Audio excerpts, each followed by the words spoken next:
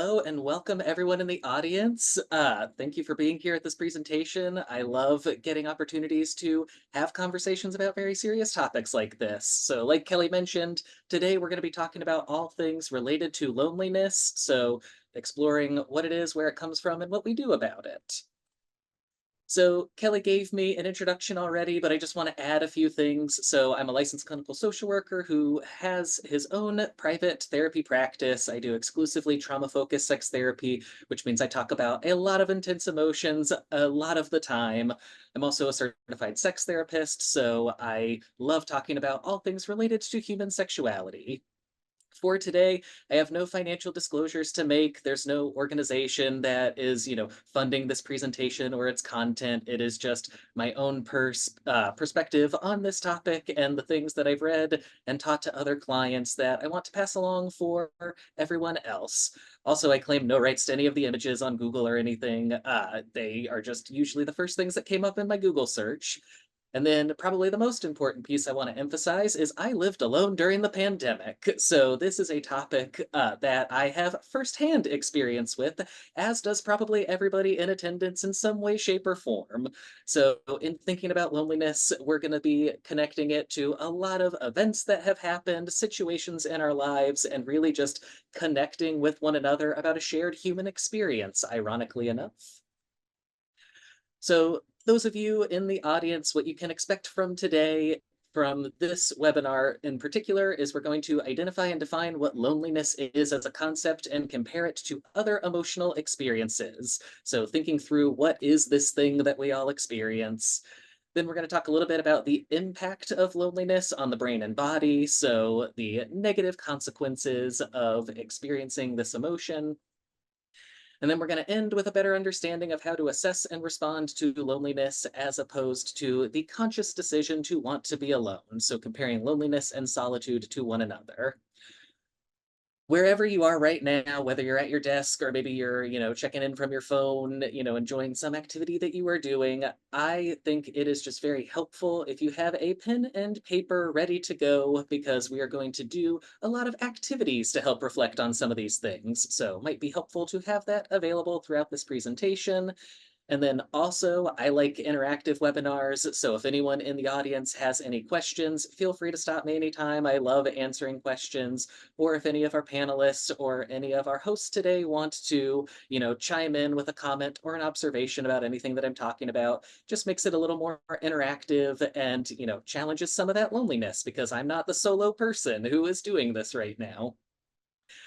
And then also, if you have any questions for our panelists at the end, we're going to conclude this webinar with 45-minute panel discussion with 5 performers speaking on their experience. So let's just dive in with the first activity that I like to do, which is just a quick body scan. So wherever you are right now, please find a comfortable position. Perhaps that's in your chair, or perhaps you're lying down, maybe you're at a standing desk. Just get your body in a position that feels the most comfortable. And if you feel safe enough to do so, close your eyes for this next part. Take a moment to just take a deep breath in, hold it, and release.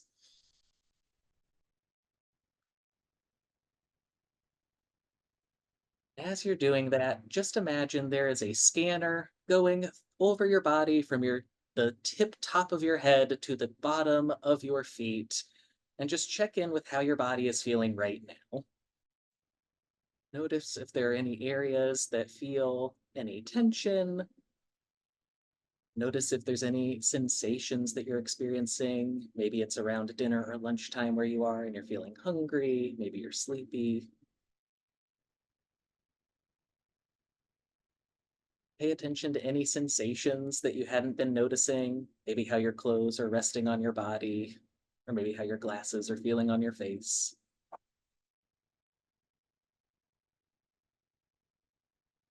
And as you're checking in with your body, let's think about what we're noticing for a second.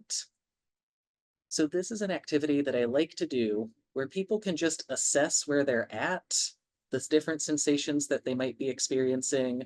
Are they positive experiences? Are they negative experiences? Are you noticing pain and discomfort, or are you noticing peace that you hadn't otherwise checked in with? And then that second added piece is after you've assessed everything that's coming up for you, what do you plan on doing with that information? How are you going to respond to that? Sometimes not responding is the response, and maybe you're just going to exist and keep doing what you're doing. Some of you may have noticed maybe some tightness in areas of your body and decided that you needed to stretch or change positions.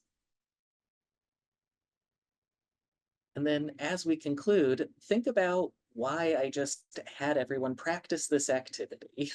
So take a moment to just reflect what could potentially be coming up and why might this be something that we're doing for a discussion on loneliness specifically.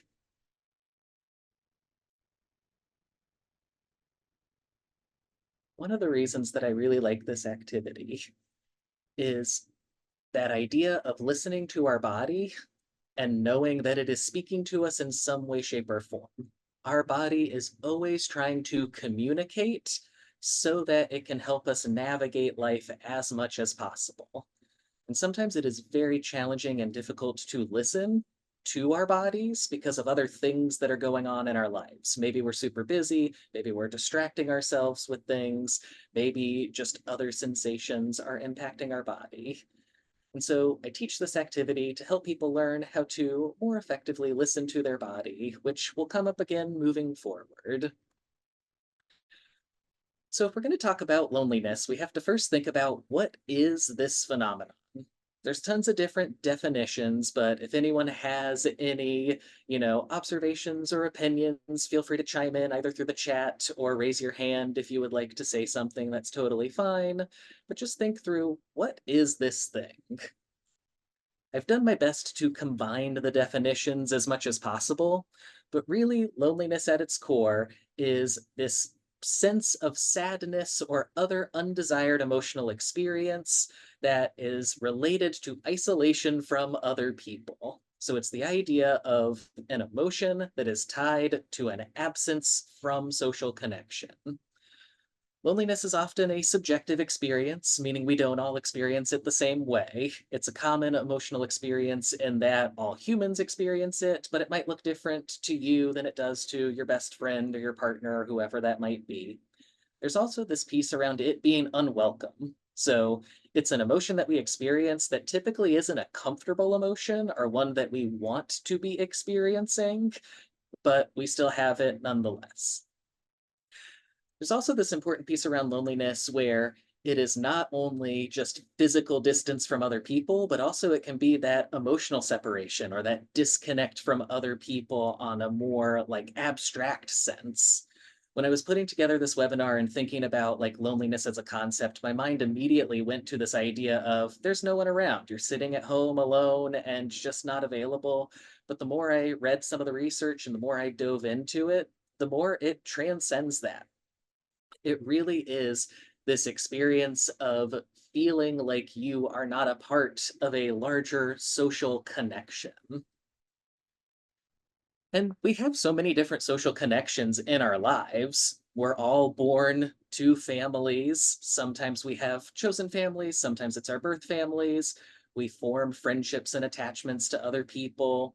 We have different sexual partners, people in our communities, whether it's our neighbors or the people that we see in places of worship or the checkout lines at grocery stores, wherever it might be. We've got the people that we work with, so we might see them from our 9 to 5 jobs or whatever we're working. We have different connections that we make with friends that we make online. So maybe we've never met these people in real life, but they are people who we are forming emotional attachments with just from the communication that we're having. And also, there's the people that we don't really have close relationships with, but we know they exist. They're another human being. They're our acquaintance, maybe a friend of a friend of a friend. But we have all these different social connections that really we can't ever escape from being around people. It's not possible just because of how many people exist in society. But all these different connections we relate to in different ways. So the way that we engage with friends is not the way that we engage with families or sexual partners or, random acquaintances. We have different types of dynamics that emerge with all of them. And the reason that we have so many social connections and why being around other people is so important is because that's how our brain is literally designed. Like our brain's capacity to have language and communicate is so that we can be connected to other people. The reason our brain is able to recognize and respond to things is because we know that other people also exist in the world and shape different dynamics. Our bodies literally release chemicals when we physically hug or touch or interact in some way, shape, or form physically with other people that encourages us to continue doing that in some way, shape, or form. Also, we've just have, historical traditions, different cultures that emerge. Like being social and being connected to other people is the default setting of a human being. We need other people in order to get support throughout our lives in different ways. And there's a lot of different benefits to having social connection with other people. So, the more connections we have, the more places that we have to help us tolerate distress in some way, shape, or form. So, maybe somebody is available to drive us to the airport, or maybe somebody's there to listen to us talk about the things that are making us uncomfortable. Having other people also helps improve our self esteem. So we feel good being around other people because they can be our cheerleaders, our hype people, our people that just boost our confidence in some way, shape, or form. We have improved physical health. So those chemicals that I mentioned earlier, like those are things that make our body feel healthier in the long term. We also have greater senses of security. So the more people we have around, the more people we can go to with potential needs, troubles, the more people that we know will have our back in some way, shape, or form. Tons of benefits to social connection. And when we think about just types of connections, they're not all the same. Sometimes the connection is just like the availability or the structure. So, like literally the person who's in our family or in our friend circle. We've got the function of the relationship. So, like, is this my emotional support person? Is this a mentor or a peer that I have? Then we have the quality of those relationships. So, are those things that we feel are really strong connections or maybe not as strong connections?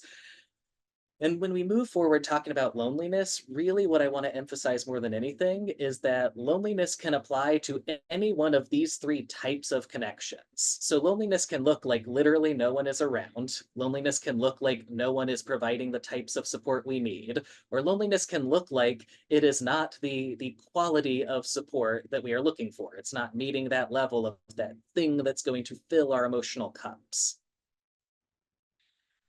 And even within loneliness as a concept, it's not a one size fits all term. We have different types of loneliness that we experience. So I'm going to go over these six different types and put them into context throughout the rest of this presentation. So the first is the idea of emotional loneliness. So the absence of meaningful relationships. You can have the largest friend group on the planet, but if in your core you're thinking to yourself, I can't trust them. I can't tell them my feelings. They would reject me if I, said I was feeling X, Y, and Z. That's a feeling of emotional loneliness despite people physically being available. On the opposite end, we have the social loneliness. So maybe that is fewer people available or a perceived distance within or lack of quality within social relationships. So I've had clients who talk about the idea of, well, they're my friend, but I don't have a best friend, or maybe like they're my best friend, but I'm not their best friend. Just this idea of you're close, you're physically together, and, it's not at the level you're looking for. Existential loneliness is that feeling of separation in the larger sense of the world. So, this idea of no one understands me. I am uniquely different from everyone else on the planet. No one could possibly understand or want to hear about my experience. Transient loneliness is that feeling of loneliness that comes and goes over time. Maybe one weekend you're thinking to yourself, wow, I'm super lonely, nobody's available, and I, am not going to do anything social this weekend. But next weekend you're also not doing anything, but you're enjoying the comfort of staying at home. That loneliness that just kind of goes, back and forth. Maybe you feel it, maybe you don't. Situational loneliness is loneliness that's occurring under specific conditions. So maybe you're traveling for a work trip and there's nobody around to go get dinner with, and you're stuck on the business trip for the next 4 days. Like, that's a situational loneliness. It's directly tied to a circumstance that's happening in your life.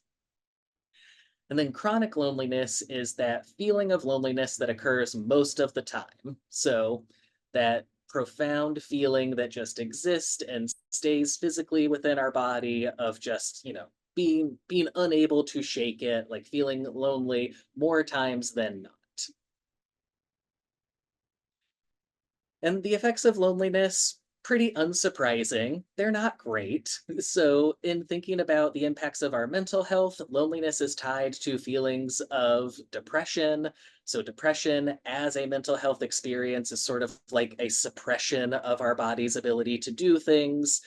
Oftentimes, people think of depression as just being an intense sadness, but it goes beyond that. Depression is a physical feeling in our body where our body starts shutting down in a variety of different ways. We lose our appetite. We feel like we either can't sleep or we're sleeping all the time. We have really low motivation and low energy to do things. And even the idea of getting out of bed can just feel so insurmountable. Just that sense of our body literally shutting down. Almost on the opposite end of the spectrum is anxiety, where our body amplifies and intenses. The way I think about anxiety is great for preparation and wanting us to be prepared, but it's sort of preparation in the sense of like an intruder alarm in our home going off when we're trying to sleep at night. Like, yeah, it's great. And we probably aren't going to have to deal with anything stressful if that's happening, but we're also not going to enjoy being in our home. So anxiety is that like intense, amplified, like constantly thinking and planning for what feels like the inevitable, that like hypervigilance where we're feeling like we need to look over our shoulders at all times and like we always have to be able to do and respond to things at a moment's notice, and just expending energy when we wouldn't otherwise need to expend energy. Loneliness is also tied with increased consumption of alcohol and other substances. And really, this is because that feeling of loneliness can be so intense and up that anxiety, depression, or other mental health, concern or problem so much that we use it as a coping mechanism. So, alcohol, substances, it's a great way for our body to start feeling things differently very quickly. But then there's all the negative effects that go along with consuming substances. So, yes, our body doesn't have to deal with the feeling of loneliness, but now it has all of these other undesired feelings that are being introduced as well. And in the moment, those may feel better than loneliness, but we also are thinking about long term impacts this could have on our body. Similar situation with self harm, quick way to get rid of the feeling, but doesn't actually get rid of the thing that's causing the feeling. And it's a short term solution for what is a long term issue, and those are not effective. Suicidal ideation really is just a sense of hopelessness, like this idea that things can't be better. And so, unsurprisingly, loneliness impacts us negatively. Even beyond the mental health side of things, there have been research and studies that show that physically it has an impact on our body as well. So when we're feeling experiences of loneliness, our immune system is quite literally shutting down. Like, our body is getting so low energy and so exhausted that it's not able to fight diseases in the same way. Our heart is quite literally not pumping in the way that it is supposed to, which means blood, oxygen is not getting to areas of the body that it needs to. We've got problems with our sleep. We have just feelings of exhaustion. Like, physically, our body starts shutting down when we feel these feelings of loneliness. And so I want to talk just broadly about emotions. And this I see comment in the chat, low blood pressure. Yes. So again, it's another example of just the way in which our body is interconnected, with our cardiovascular system. Like, our body's just doing things it's not supposed to otherwise be doing. So, in thinking about emotional experiences, we probably all have an intuitive sense of what these different emotions are. And so we have different categories of emotions and ways that we rate them differently. So, emotions are typically either something that's comfortable to us or uncomfortable to us. Stereotypically, we think of more positive emotions as the ones that are comfortable. So, feelings of trust, safety, happiness, like these are the ones that should be considered more comfortable. And things like sadness, anger, anxiety, these are the things that are more uncomfortable or unwanted. But really, feelings all serve a purpose and all can be comfortable or uncomfortable in any given moment. Ooh, presentation. So, like, feelings exist in our body in order to motivate us. So, when we feel things like happy, that is our body's way of trying to reinforce positive experiences. So, like that dopamine rush that we get in our brain is so we continue to do the thing that is prompting the happiness. Sadness is about reflection. So think about times that you've been maybe to funerals and are feeling that sense of grief. Those are moments where you're thinking about the things that are important to you. And so that sadness exists to help you reflect on what your values are. Anger is about protection. So, like, when we feel like super angry that somebody is, potentially insulting our self-esteem or threatening us in some way, that anger exists to like puff ourselves up like a cat or a dog with our fur standing up, like we're trying to keep ourselves safe in some way. And then, like I mentioned earlier, anxiety or fear is about preparation. So, potentially what's going to happen in the future. So, trying to make sure that we are on guard and ready to go as much as possible. All right. So, in that case, where do we think this experience of loneliness comes from? If that's one of the emotions that, feeling lonely is something that our body is designed to do, and feelings are designed to motivate, then what on earth is loneliness trying to do for us? So, take a moment and just reflect on that. I'm noticing some comments in the chat that I'm going to try to get to. Kelly, keep me honest. All right. Ooh, Q&A. Will this video be available later to watch again? I'm going to leave that up to Kelly because I'm not entirely sure. I think we're being recorded. Correct me if I'm wrong. Yes, let's think through. What could the feeling of loneliness be doing for us?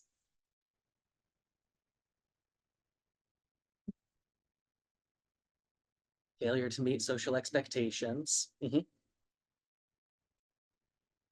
So yeah, so that piece around, potential failure to meet social expectations, helping us reflect on what those social expectations might be.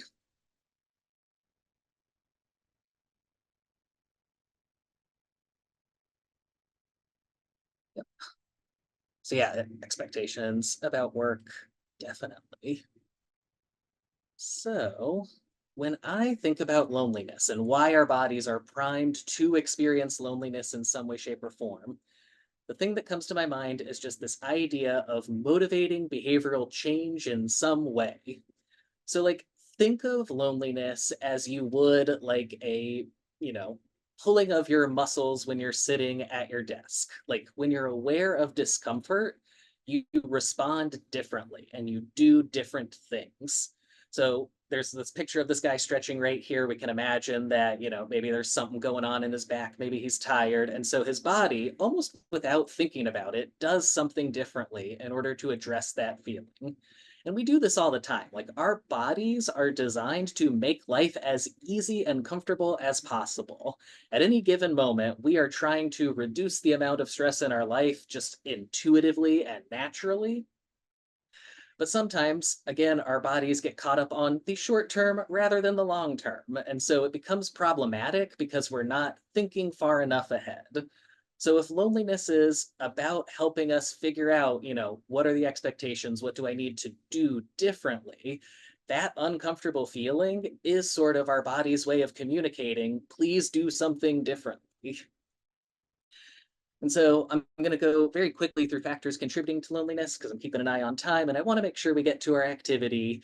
But just because our body is communicating something does not mean that that exists in a vacuum. Sometimes we have pre-existing depression, agoraphobia, PTSD that is, priming us to experience loneliness more than we might otherwise if we had, perfect gold star mental health, whatever that looks like.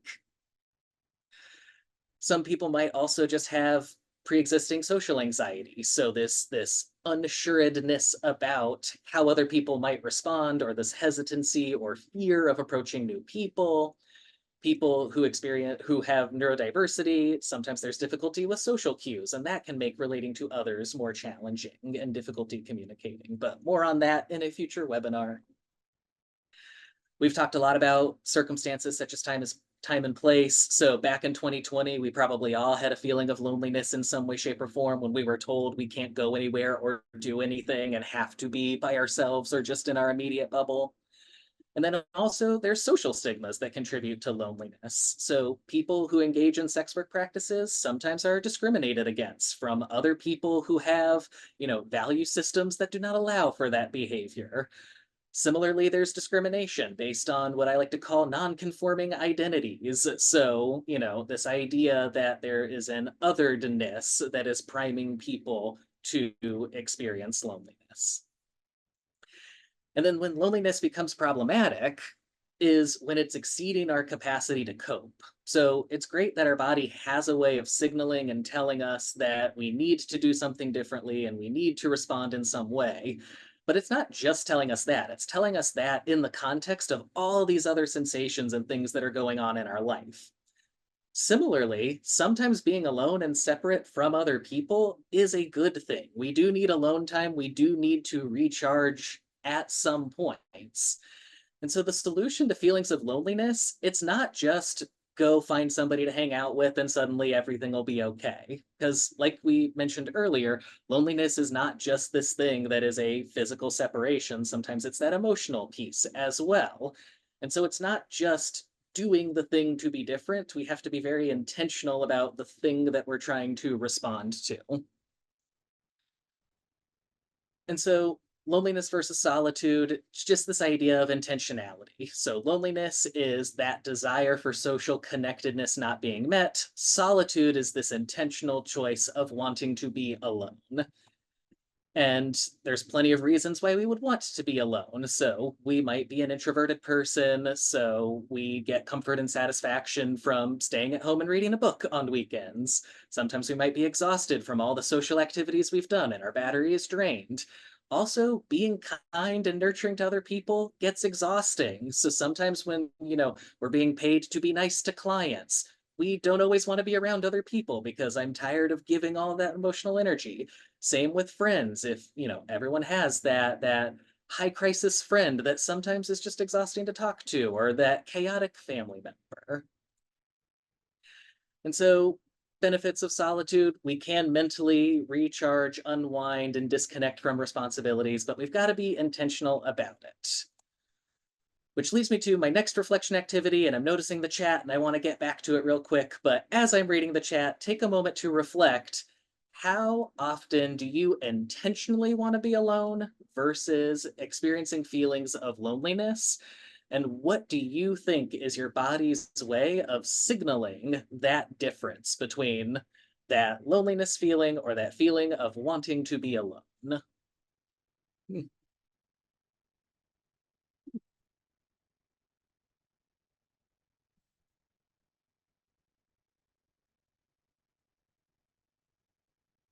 Right. Just looking at the chat and I'm seeing all the hugs and love and all of the people who are sharing their experience. So thank you for being vulnerable now in this space. And yes, this is one example of something where we can all share and support one another and hopefully challenge some of that feelings of distance. So thank you all for that. All right. Now the fun part of thinking through our loneliness versus solitude check-in. So I love the idea of a genderbread person. So please just draw a body outline. No one's going to see your art skills. It doesn't matter as long as you've got 2 arms, a leg, and a head. Just something to physically represent your body for a moment.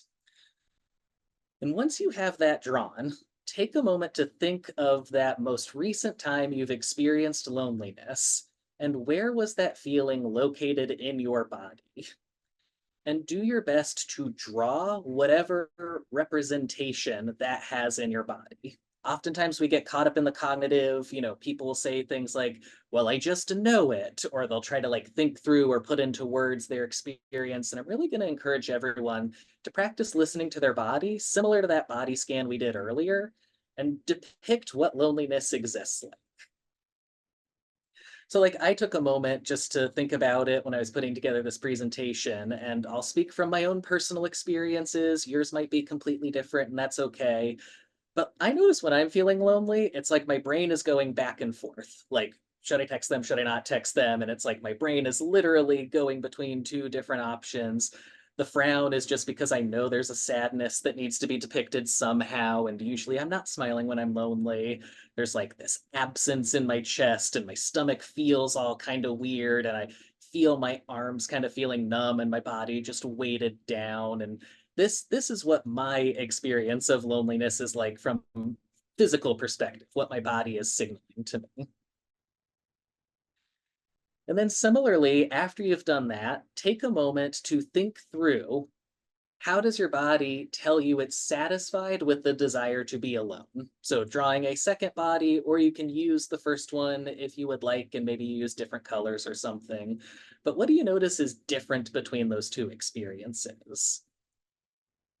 So again, I'll just use my own personal example. I notice my brain is usually like, sunny, like it's all great and wonderful. And, my heart, there's still an absence, but that no one's around, but it's sort of like in motion, like just kind of riding a wave. And then I have that same sort of like sensation in my body, but it's not being pulled down and numb. It's more like, just colorful, bright, vibrant. Like I feel the internal equivalent of that being on a beach, sipping on a drink feeling of like, this is peace and this is solitude. And, some of you still might be taking a moment to think about, how does your body signal these different things? And what we can do with this is think through, what do we do to address these physical symptoms?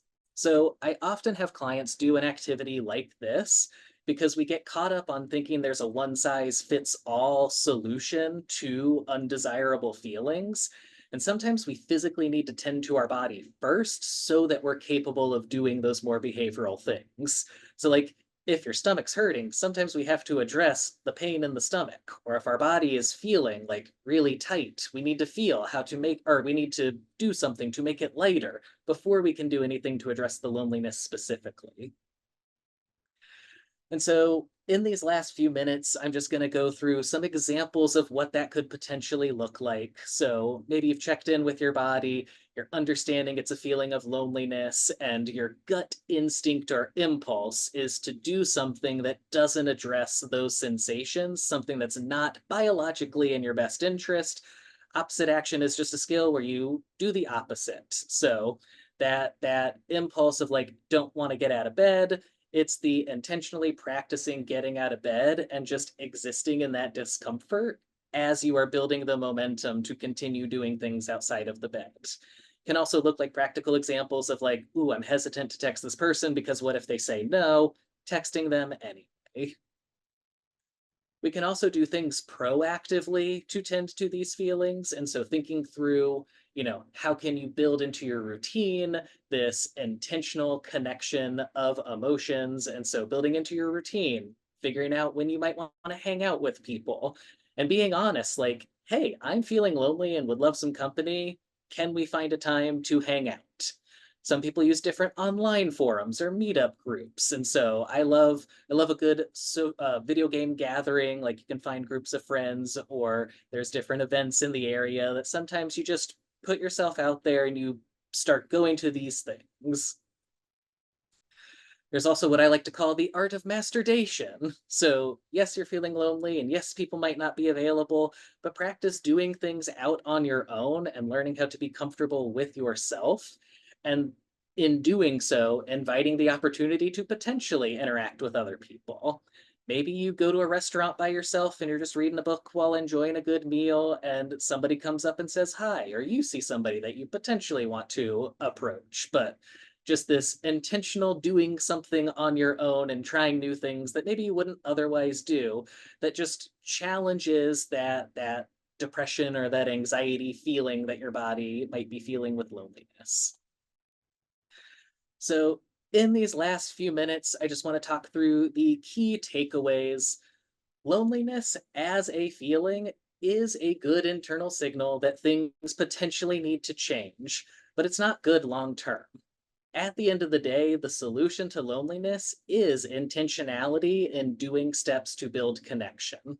Whether that's reaching out to people more, whether that's learning to do things on our own, whether that's physically tending to our body's needs, there has to be something that we do in order to address the sense of loneliness.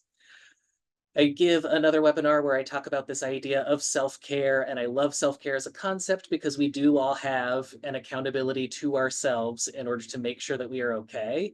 But I'm going to extend that to also include a sense of community care in recognizing that us taking care of ourselves also means we can take care of others and that others can support us as well.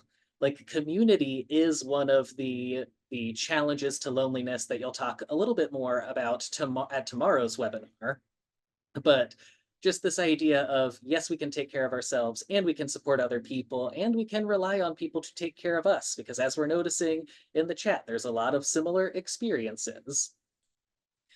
And then also, there's benefits to being alone when it's a conscious choice. We all need to step back and recharge sometimes, but if we do that too long, sometimes we run the risk of that dipping into loneliness. And so, again, just making sure that we are being intentional and listening to our body when it's trying to tell us things. And so, periodically check in with yourself, see what you might need, and know that your body will tell you in some way, shape, or form, and it is a skill that might take practice. So, this activity that we did a few minutes ago, some people may have found it more challenging than others. That is okay. Some of you, this may be the first time you've ever done anything like this skill. Totally fine, and is a newer experience. One I would encourage you to, maybe explore more with a therapist or with a peer or a friend or a trusted support in some way, shape, or form. And then tomorrow we will also have some webinars.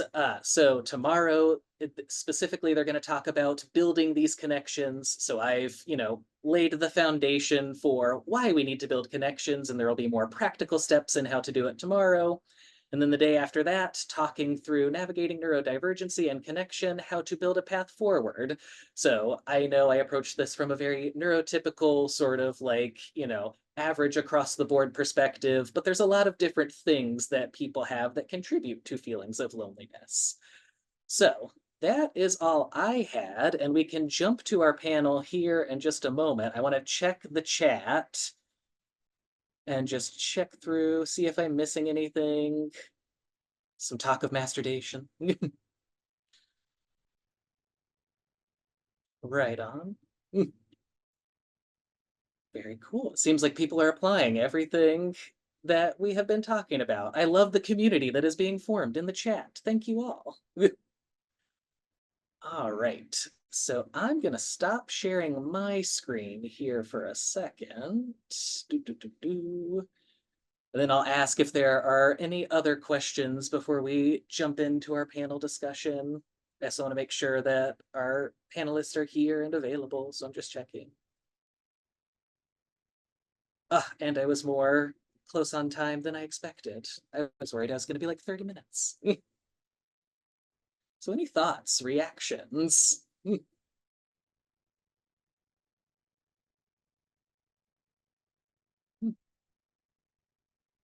Oh, I see it was I see a question.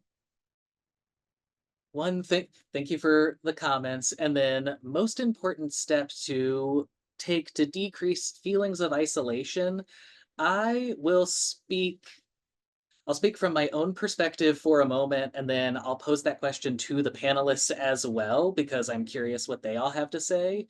But approaching things purely from like a mental health standpoint, I think one of the most important steps is just first that internal recognition of what's going on and that dissecting it as much as possible so that you can start more intentionally tailoring what you want to do moving forward. And so like thinking about those different types of loneliness that we discussed earlier can you distinguish which one you're experiencing? Like, is it that people are not available or physically present around you? Or is it that you're feeling distant emotionally from your friend group that does exist? And then I think those two things are going to be very different responses and very different things that you would do first. But that's just my perspective, and I will leave that to the panel when we start talking there. Hi, this is Lotus. Hi. Hey, I was gonna say for that question, Yeah. I always like to have a cachet of a lot of light social activities that I like to Mm. participate in, to kind of get me out of that feeling, whether it's not being able to feel close to my friend group or whether it's I'm literally away from people and I'm feeling lonely, like whether it's like I'll go to the beach or the farmer's market, Mhm. things that you can like lightly interact with people Yeah. in a social way, but it's not forced. It's just like people are around, so you're not literally alone. If you want to talk to people, they're usually Mhm. in a friendly mood. Yeah. If you're like hiking or farmers Mhm. marketing or at the beach or something. So yeah, those kinds of things I like to have in my mind, that I know I can just go to, so I'm never like in a moment of despair, like alone Yeah. or feeling alone. Mhm. So yeah, so having those available things that are sort of like safe forms of engagement, because sometimes putting ourselves out there to any one particular person could feel really overwhelming. But if we're in a community where people might be in friendly moods, it's Yeah, easier to yeah, like navigate. people are already interacting, so it feels natural to just have like a 1 or 2 sentence conversation with someone, and Yeah. those kind of short positive interactions help bring me out of a feeling of like deep loneliness, I guess. Right on. Thank you, Lotus. We've got someone co-signing what you just shared. Right on. Building connections. All right. Well, looking at finding ways to give yourself a push. Sometimes having buddies there to help you out. Right on. Thank you, everyone. All right. Well, Leah, Kelly, are we good for me to start introducing the panel? I feel like we've already kind of started. All right, so what I'm going to do next is one by one, I'm going to introduce all of our panelists. And when I say your name and share your bio, if you would please unmute your mic and turn on your camera so that everyone knows who you are. I'm going to go just in the order that I have on my list, which I believe is alphabetical. But first we have Demora Avarice. Demora Avarice is a large bus model who has made a name for herself through her pioneering of fat transfers as a viable alternative to implants. So hello, thank you for being here. Hi, how are you doing? Doing A-okay. So next we have Josie Black. Josie Black is a seasoned and respected figure in the adult industry with a remarkable career spanning over a decade. Hello and welcome, Josie. How are you guys? Next, we have Laura Desiree. Laura Desiree is based in New York City and is an adult industry expert, certified intimacy coordinator, pleasure educator, and activist. Hi, Hello. everyone. Thanks for Hello. having me. Hello and welcome. Next, we have Lotus Lane. Lotus is an adult performer, cam model, sex worker rights activist, producer, published writer, public speaker, and intimacy coordinator for TV and film. Hello and welcome. And then I believe that is all of our panelists. Have I missed anyone? Anyone else here that I have not shouted out yet?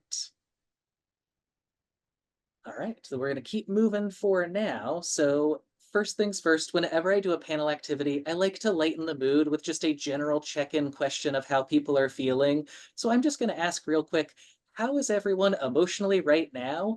The catch is you have to use a fruit as a metaphor to describe how you are feeling. So just a general check-in. So like I might say I feel like a ripe banana because it's kind of the start to my week after a vacation, and so I'm feeling good. Who would like to go first?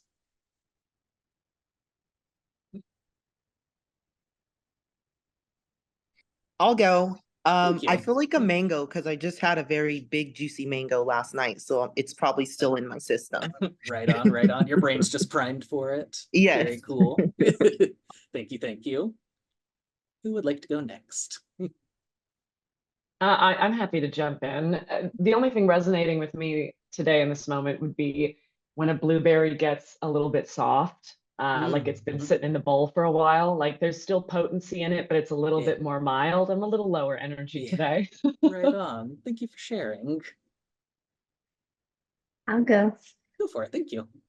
I'm thinking right now I'm sort of a tomato because I'm going back and forth because I'm getting ready for Dragon Con and everything's going on with my Mhm. family. So it's that whole don't know if I'm a fruit or a vegetable Right. situation. I think that's where I'm at today. Right on. Thank you kindly. And then Josie, would you like to share? I feel like dragon fruit, I would say. Right on. Because Very cool. yeah, dragon fruit is I just had a dragon fruit, by the way. And dragon fruit can be really, really soft and sweet, and dragon fruit can also be sour if you just grab it on the wrong moment. Right on. Thank you for sharing. So now that we've lightened the mood, we've all started, let's delve into the topic of loneliness. So I'm just going to start with a general question to throw out to the group. Anyone who has a response, feel free to chime in.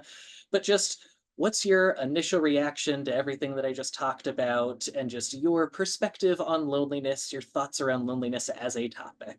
I know I'm starting big. Right. Well, Josie, go ahead. I think loneliness is like a really, really big topic, especially in this industry, because you can feel so, for when I speak for myself, when I had the largest crowd and the most people around me, this was the moment where I felt the most alone.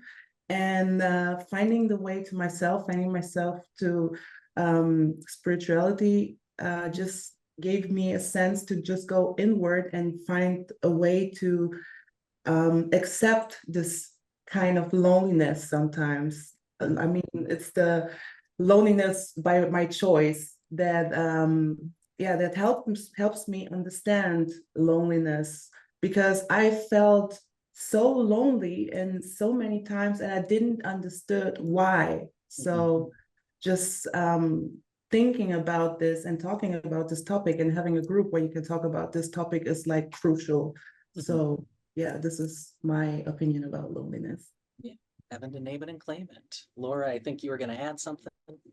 I love what Josie just said. It's incredible. It's a very mysterious, and I know Nigel, we spoke earlier, it's a very cunning emotion in that you may not be able to detect it's what's at play. You can lead a fast-paced life, a very demanding life. You can be surrounded most of your day with enormous amounts of people. I live in New York City. You walk down the street and it's, hordes and hordes of people sharing the pavement. And so you don't suspect to find loneliness applicable to your fast-paced life. And then you sit with those feelings, having the connection of sadness that you made for us. I found that quite profound because I hadn't ever realized that, yes, that sadness is that loneliness. So yeah, I would say it's a very cunning emotion. Thank you. Anyone else want to co-sign, add? I feel like I really liked the visuals that you gave of like the body scan, so you can have that for yourself as far as like a mental check. How do you feel throughout your body when you're feeling lonely? I feel like that could be useful for people if they've never done that kind of thing. Body scans can be really useful because you might feel like Laura said, like you're surrounded by people, or like Josie said, like you've been around the most people that are around you at the moment, but if you do that body scan, you might actually realize like, oh, you feel lonely or you feel disconnected when you should feel connected because maybe you're in a big group of people. But yeah, I feel like the body scan is helpful. Right on. That the body scan, that was actually whenever I was watching, I've been taking notes. That was something after years of seeing a psychologist myself, that we've never done. And I was like, wow, that really brings the mindfulness portion into, detecting, and then from that being able to help figure out what might help counter the loneliness. So thank you for that.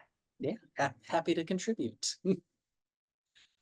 So my next question really revolves around this idea of like responses to loneliness. So we've started talking about, ways it can show up, but historically, what have you done to respond to loneliness when you know that's what you're experiencing?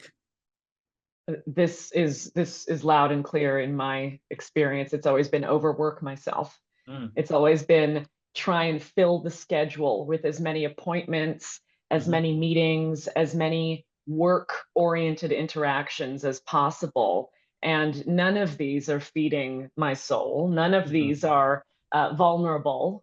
None of these are authentic connections. This is me in a performative role, knowing that I can get the task done. And hopefully the feeling of accomplishing that is going to erase the loneliness. And this can be a cycle that just continues and continues. Yeah, that idea of distracting from the feeling, and in what you're describing with it being work specific, you're probably getting a lot of positive feedback because sometimes our bank account goes up when we overwork ourselves. The more I see your hand.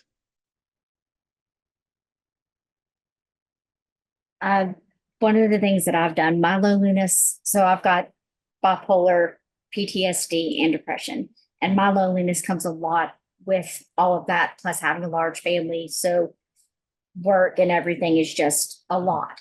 One of the things that I've always had to do is sometimes I have to, I guess, schedule out some time for me to just take a minute, whether it be taking a long shower in the middle of the day and my husband taking on the kids for whatever amount of time, or coming and laying in the bed, or just going on a quick walk, things like that. Sometimes with someone, sometimes without. That's things that I've found works for me, just to sort of give myself that mental, okay, this is your time. This is when you can feel the loneliness. This is when you can be upset. And then you got to strap on your boots and get going, because you can't just stop because you're having a hard day.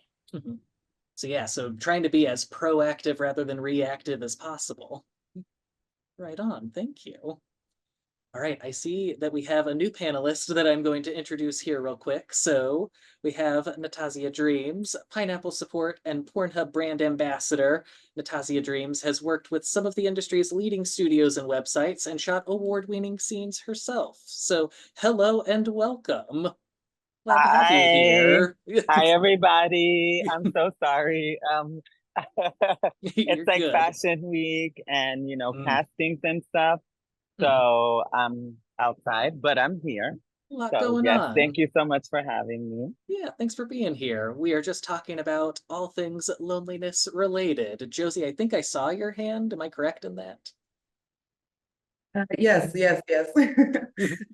I just want to totally agree to what Demar said. For me, it's exactly the same, because I overworked. I was also the same way also that Laura said. I was just overworking myself, filling my schedule with everything I could possibly do, starting new projects until I just got my first burnout. And at this period of time, this shows me how important self-care is. And right now what I do is, because I still love working and I still overwork myself, I cannot stop it. And I also love to just break the cycle of being on the desk or shooting and just doing something completely different that has nothing to do with work, that has nothing to do with all the schedule stuff that I have, like just jumping into the pool or just grabbing all my animals, going to the dog park and stuff like that. This is the things that really helps me, because it just refresh my mind. And sometimes just sitting down, being alone and breathing, breathe exercise, meditation. These are the things that really, really helps me through these phases. Yeah. that intentional slowing down and that being present in the moment. Exactly. Any other thoughts? To kind of perhaps correct me giving the ways not to deal with loneliness. These were the lessons that I learned, right? These were not working for me. My approach in scheduling my day became about, if I have these meetings in place here in my hour by hour of my day, let's start saving some of these blocks as time for social or unwind time. So I looked at those almost like a planned meeting. I have this planned meeting with my bed and I'm going to read a book. I have a planned meeting with my vibrator. I have a planned meeting with a friend who lives next door, and putting those in, it worked for me because it felt like this was part of a productive day and it was itemized on my planner like a productive day. But what I was doing was making time to ensure that I was feeling okay and I was feeling cared for and I was feeling socially satisfied. Yeah, thank you for adding that piece, because it's something I talk about often with clients, just this phenomenon of we protect things on our calendar as if they're so sacred, whether it's doctor's appointment, dentist appointment, whatever it might be. But we never do that for like our personal time. Like we don't say like, no, I must go on a date with my partner, at 7 o'clock this Friday. Like we just don't think about it the same way. And so this is Yeah, I sort was of, gonna say I do the same thing. I schedule my social stuff throughout the day in the middle of the work appointments and stuff too, because if it's just work appointments back to back to back, by the end of the day you're burnt out and you don't want to be social. And then by the end of the month you're like, wow, I'm lonely. So yeah, you do have to mix it in with your work obligations. But also I saw someone say spontaneity. I spontaneously go to yoga classes. There's a really good community near me, and I go and there's always really great people there. And afterwards I feel refreshed, re-energized, stretched out, chill, relaxed. All of that anxiety from the loneliness is gone. So yeah, it's another way I deal with it. everything. Ooh, Natasha, do you want to add? Oh, I'm sorry. Yeah, go for it. Oh, so I just wanted to add in. Sorry that I'm getting late. I didn't really get the question, but one thing that's helping me with like loneliness, what I do is I reframe my thinking. Oh, Can you guys hear me now? we can hear you, but we can't see you anymore. Now we can't hear you. Yep. Testing There we 1, go. 2. All right, perfect. Can you hear me?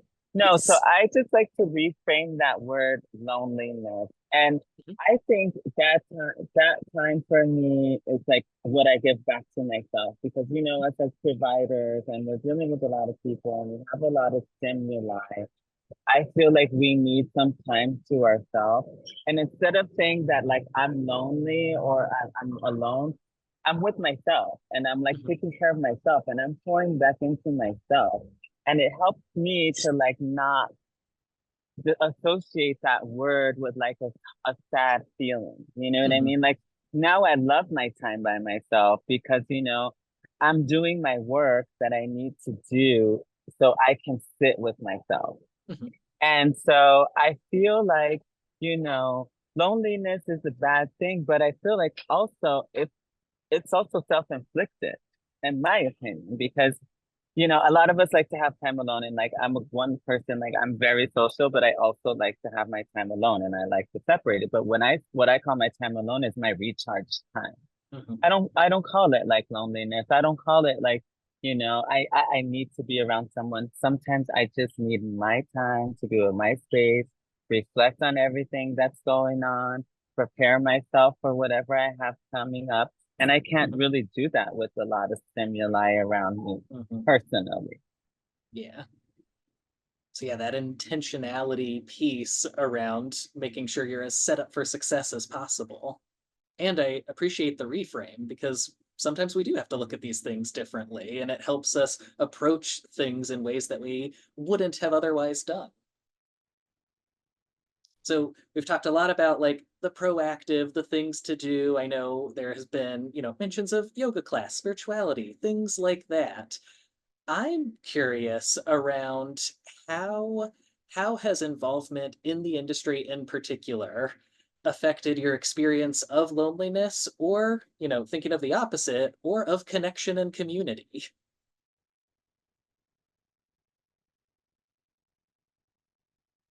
I've experienced a lot more connection in community than I've experienced in society, in our Mhm. community than society. You know, Black trans women, we all know the stigma. We all know what they think about us. And I found a great community inside of this industry because, we all are cast in some ways to some person or the other. So we have that relatability. And I gotten some of the most loving, friendly people that I still talk to this day. And I've been in the industry for 20 years. Mhm. I don't think, I haven't really found that outside in my normal life. A lot of my friends, they come and go and nobody's really that constant.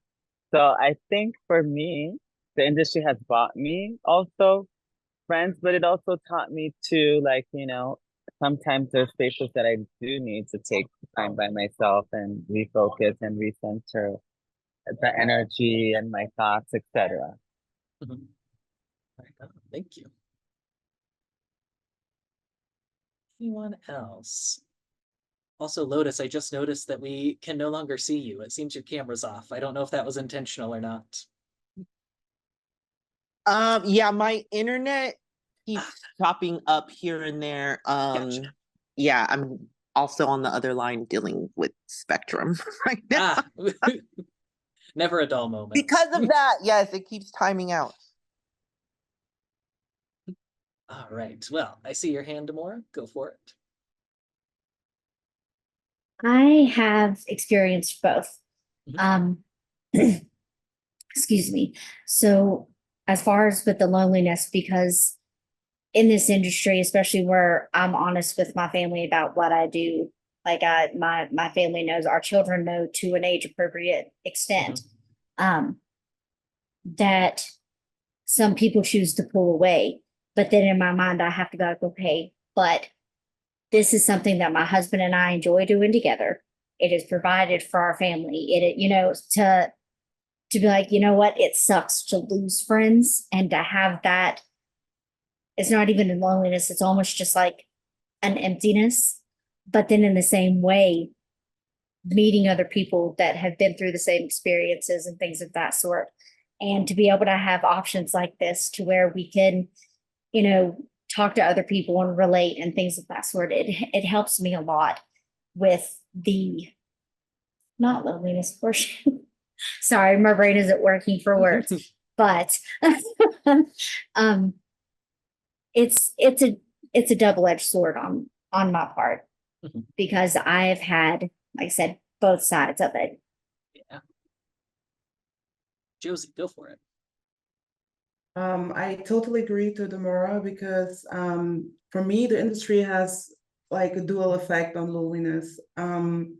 On the one hand, it offers like a sense of belonging and community of like-minded individuals who understand the unique challenges that we're facing.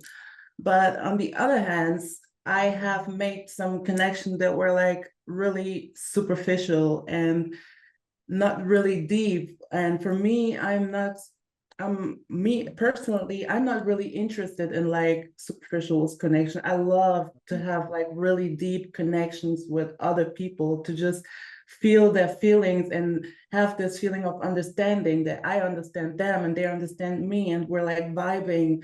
And I would say that this one was really rare for me. I had more the superficial connections in the industry.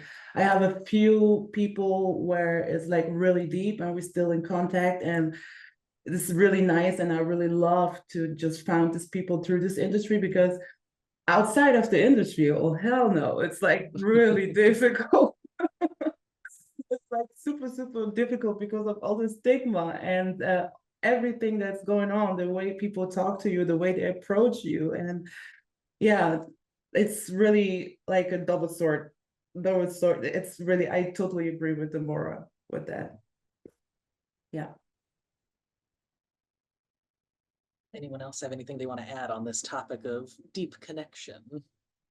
Seems like it's resonating with a lot of people in the chat. Kind of just the same things. The industry can be great because before being in the industry, it was probably really hard to find people like yourself if you're very sexual and open and all of that. And then you have those connections in the industry, but then when you go in the outside world, it's still hard to kind of connect with people because now you have this super different experience from everybody else, just having been in the industry on top of being super sexual and all of that stuff. So I found mostly have to compartmentalize with outside friendships to find where we do get along, not get along, but where we do really connect, where we can connect deep on different levels that may not be our dating and sex life and things like that, you know? Or even like our work stresses. Yeah. Laura, I see your hand. Yeah, let me lower that. Community in particular, I mean, in our modern world, right, so much of the interaction we have is dependent on social media and utilizing our platforms as ways to connect. Like, I don't live in the same city as Lotus, but I can message Lotus and we can connect. And that is a lot of how the industry and the sex work community do stay connected. Now, it's a whole other experience to try and have a deep connection with people on technology. So I think that that's been a challenge, right? How do you maintain those connections and feel that there's access to each other and being vulnerable and maybe speaking about some of the needs that you have or some of the hesitations you're feeling? You know, the amount of time that we spend in digital communication itself is a dangerous thing. It's we all know that it's a dangerous thing, and the amount of scrolling that we do to feel connected to these people in our community through a very curated lens, that being social media, is not giving us a real sense of where they are in their lives. And we are also responsible of this because we also post and contribute to the feed with a very curated version of ourselves. So it's easy to feel lonely. It's easy to feel like you are different than even your own community when you see others thriving or you see others being rewarded for this hustle culture that you know has landed you in a state of nothing else but extreme loneliness. So that can be a difficult thing to navigate. And forums like this are the answer, in my opinion, are the solution, is having a dedicated forum where we're able to have a focused and open safe space to be speaking about mental health in particular, what pertains to us as active folks in the community. Definitely. And I love that you're introducing social media, and I want to hold on to that for just a second. Before we delve too deep into it, I do want to pose to the chat, if you have any questions that you would like to ask, feel free to post them and we will do our best to get to them. What I've been seeing so far is everything that we've been saying seems to be resonating with a lot of people in different ways. And so that's why I want to really delve into this social media aspect, where my original question was, how do you think social media has helped alleviate or exacerbate feelings of loneliness? You've kind of opened to the door to that. And so thinking through how are we going to utilize social media as a tool? Natasha, I saw your hand for just a second. Would you like to add something? Yeah, go for it. I feel personally, I'm from an older generation. So I come from before social media and I got into this industry before it was digital, you know, and all of that. So for me, connections were one-on-one, personal, you know, interactions were personal, telephone, you know. So for me, I feel social media has separated us even more than ever. I feel with with my coworkers, you know, and even in general life, like social media to me has been very detrimental because now people feel that sending you a message on social media is the same as like, you know, asking for a favor or adding, you know, adding someone on social media now consists of like, you know, someone saying that they like you and it takes away the steps that we used to have to get closer to each other. And now also social media, like people have said before, social media is the front. You know, a lot of us, not myself in general, but I know a lot of people only put what you want and only put what they want you to see on social media. So you're not getting the full version of what everybody is. So you have people out here believing that you're this one person, you know, and they have this perception of you. And then when they get to meet you, they're totally confused or they're upset or they feel some type of way because the social media has them believing that they know you when it's like this is all social. It's, for me, this is like a TV show. Like, you know what I mean? This is a soap opera. Every day we have another episode because this is not real life. A lot of these people on social media, they don't even know our real names, where we're, you know what I mean? And that's where I think it's confusing everybody because people think, oh, because I follow you on social media and you follow me on social media, we know each other and we're friends. And you know, and it's I feel like it's exactly the opposite. I don't I like my friends that I talk to generally, I talk to them on the phone, we text message, we video call. I don't even associate with social media because there's a there's automatically a disconnect for me. And I speak for myself and I think that it exacerbates the loneliness because now nobody wants to connect. Everybody thinks, oh, because I add you on Instagram and I like your story, that's me checking on you. Meanwhile, someone can be going through a mental health crisis and not posting it on social media or posting on social media and without sharing what they're going through and you just liking their thing and you don't know what people are going through. So I feel like social media has been a lazy way for us to communicate and keep in contact when I think if we really care about each other and as a community, we should reach out to each other and hang out. And because we all know how hard it is in this industry to find connection and how lonely it is. But yet we still perpetrate into the narrative of go liking each other's stories or post on Instagram while we all live in the same city and we never get to see each other, which is something I don't understand. Yeah, that checking a box rather than checking in with someone. They're very Yes. different types of checks. Yes. And I think it segues nicely into a question that came in through the chat where people had been talking about relationships within the industry being like collaboration and how much money can you help one another make.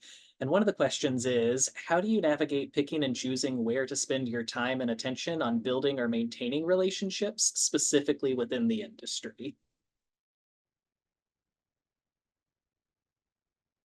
For me, I go where I'm most supported. I go where, you know, I know people are interactive with me. I go where people that I know genuinely care about me. And I stick to those people. And maybe someone new comes in and I can feel them out a little bit, but I already know like who's my real people and I gravitate. And then, you know, somebody comes in through that circle, then that's okay. But it's very difficult, like to see. But as as a trans person, I just go where I'm separated and where I feel safe and where I feel human, where I feel respected. And then I'll bring my trans sisters along, you know, like, hey, this is a safe space. These people are cool. Like, you know, we can hang with these people. I vouch for them. Like, I've known them for a long time. And that's what's worked for me. Like, it's hard too, because you want to be friends with everyone. And, you know, it's a beautiful industry. And some people are like, yeah, I love you, Natasha. Like, oh, but they don't really have your best interest at hand. And like, you know, it's hard to navigate that, but you just have to get your discernment sharp. Yeah, that vouching can go a very long way. Demora, I see your hand. So I don't work with a whole lot of people. I don't work with any other male people because I'm monogamous. But whenever I do go and find friendships and the few collaborations that I have done is really all I can speak on. it's usually either introduced through a friend or through like-minded people, somewhere where I can feel safe having my boundaries, somewhere I can feel safe with my husband there with me, somewhere I can feel safe, but also that other person feels safe as well. So the people that I have worked with are generally just someone that, like I said, we've either met through a friend, like through the same circle, and someone vouched for them type thing, or someone I talked to online, and we just sort of started talking, and it was sort of superficial at first while we were filling each other out, and then we realized, and that just sort of turned into a friendship. So that's how I've figured it out. So yeah, so putting it out there and then giving it time to see where it develops. Josie, I see some co-signing. Anything you'd like to add? Yeah, I totally agree with that. Because for me also, it was in the beginning like really difficult to just find connections with other creators, other actors, because the first experience that I made wasn't so good. So I had like I was like a little bit careful and scared, but the only way to do is just to get in touch with these people and to just see if you vibe in. And especially when you're collaborating together and you're together, you can feel the energy of the other people, and you can feel, are we on the same level? Even when you're collaborating and you're just doing the pause, you're talking about different things. You can see, do we have the same interests? Is this going in the same direction? And sometimes it matches and sometimes it's not matching. And especially when you're just going out for dinner after collaborating, this is the moment where you find out if the person you're talking to or the person you're sitting with is worth your energy. Because for me, I try to be more passive. I love to listen to people and listen what they have to say about their story, and the way they're talking is really something that gives me a picture of what's going on in the mind of the person, and if it's still worth to connect with this person. And yeah, this is the way I am doing this. And since I'm doing this like this, I made like better experience, I would say. Yeah, I love that you're bringing in that piece around, the feeling and the vibes that you can get from the other people. And sometimes it's okay if people don't connect, and it's better to know that than not know that. I tell clients all the time, you might be the sweetest apple in the tree. Some people are just not going to like apples. That's okay. Absolutely. That's what I say. Not everybody's gonna like you, but the more authentic you stay to yourself, then you'll find the real people that will stick with you for life. And that's what's been my experience. Lotus, Laura, anything either of you would like to add? Yeah, the ideal is to find a group that doesn't demand the performance and the invincibility that is performed in the work. If we're at a convention, let's say an adult convention, we've felt that burnout of having to be our persona nonstop, and it leaves us with very little humanity by the end of it. So what I always vet from a group is, how is my authenticity received and interacted with by this group? Is there permission? And it's not like I go looking for the permission, but is there going to be a place to be myself here? Or will it be met with disappointment or abandonment or some kind of uproar, right? Because then it's not worth my time. Also, being a sober person, is this an environment where I'm going to be okay to exist as a sober person without the pressures, without the expectations? So those are just things that come to mind in finding community. Thank you. Yeah, like, will people actually support you being different and match that energy with you? That kind of thing people need to be aware of. So yeah, I agree with everything that's been said. Right on. Thank you.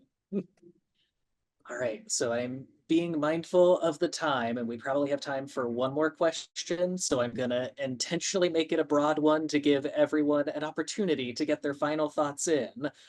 But my question is going to be, we have this platform right now where we can communicate to other people in this industry. What do you all want to see change in order to help reduce feelings of loneliness that people might be experiencing? Oop, yeah, go for it. Oh, anyone?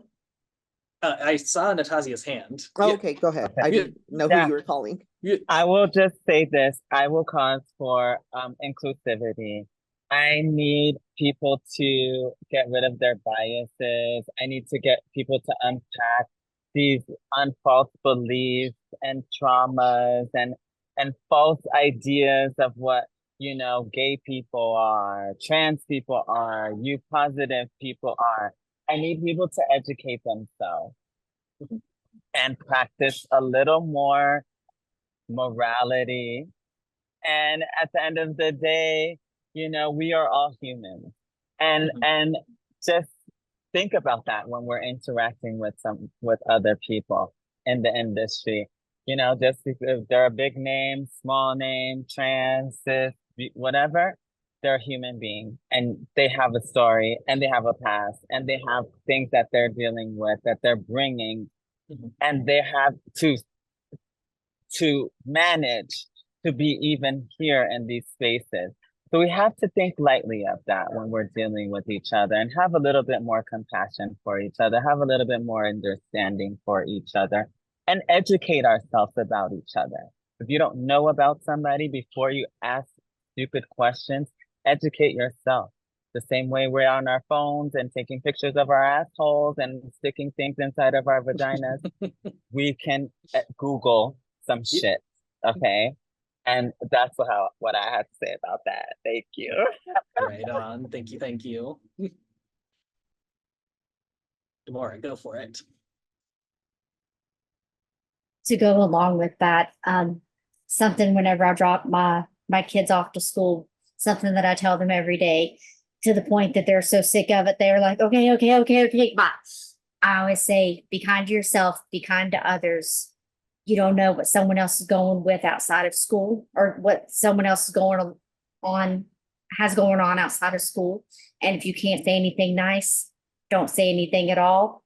Be mindful of yourself and others. And if you see someone alone, go sit with them. And then I say, I love you. Kate will chirp whenever you leave the car.